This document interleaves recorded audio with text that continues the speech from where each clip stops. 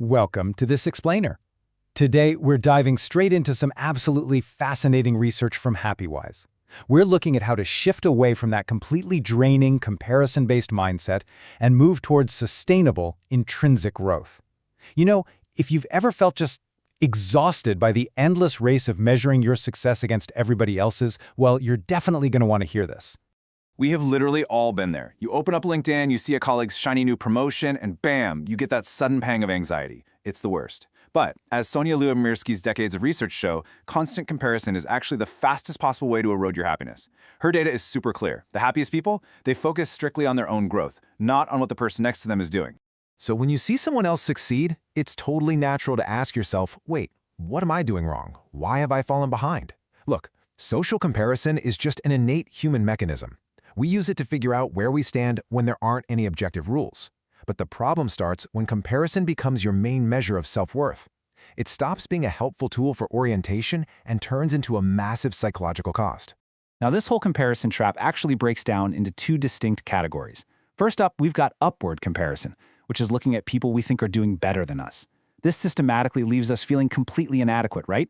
Because there's literally always someone further ahead. Then there's downward comparison.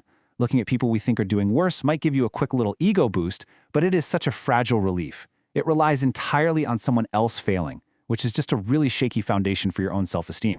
So why exactly does comparison hurt us so much?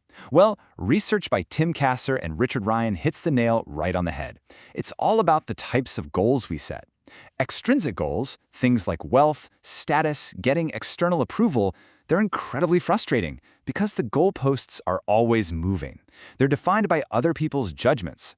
On the flip side, intrinsic goals, like personal growth or building authentic relationships, those are rooted in your actual values. They don't need comparison to be valid, and they bring you real purpose throughout the whole journey. Okay, so this happens a lot in our personal lives, for sure. But the modern workplace, it often literally structuralizes this trap. A lot of organizations build comparison right into their management systems. Think about the forced curve. It's a system that forces managers to rank employees into fixed percentages of top and bottom performers.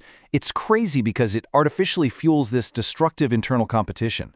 It totally discourages collaboration and ties your worth entirely to your relative position, rather than the actual, tangible contributions you're bringing to the team. And this brings us to a really critical difference in how leadership handles recognition. Now, recognition itself is absolutely vital for motivation, but comparative recognition, that is toxic. It rewards someone by explicitly putting them above someone else, creating these clear winners and losers. On the other hand, recognition that actually nourishes growth only compares an individual to their own past progress. Simply saying, hey, you've grown so much in handling complex situations compared to 6 months ago, nourishes the person, rather than just crowding them the best on the team at someone else's expense. So, if the workplace is basically a giant comparison machine, we desperately need a reliable defense mechanism, and science points directly to gratitude. Gratitude is a really deliberate act of shifting your attention. It's a total game changer, because psychologically speaking, it is impossible to feel envy and appreciation at the exact same moment. No way, your brain just can't do it. By focusing on what's going well and what we actually have right now, we naturally give way less mental space to comparing ourselves with our peers. To put all of this into practice, Happywise outlines 4 key pillars for us. First is plus being, which is all about shifting your benchmark to your own individual journey.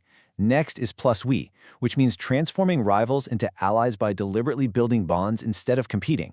Third is plus discipline. This is where you practice that daily gratitude and cultivate those intrinsic goals we just talked about. And finally, plus positive chemistry. Chronic comparison literally keeps your biological stress systems active, whereas appreciation actually fires up your reward circuits, which improves everything from your sleep to your cardiovascular health. To really summarize where we're putting our energy, the research uses this brilliant metaphor. Living in a constant state of comparison is exactly like riding an exercise bike. Think about it.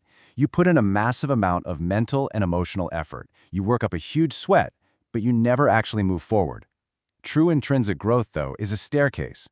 You look down at your own steps, you focus completely on your own progress, and you get to celebrate every single climb. To wrap up this explainer, I want to leave you with a final thought to really chew on regarding your own career metrics. When you look at your daily efforts, Are you exhausting yourself pedaling nowhere on the comparison bike? Or are you finally ready to step off, change your perspective, and start climbing your very own staircase?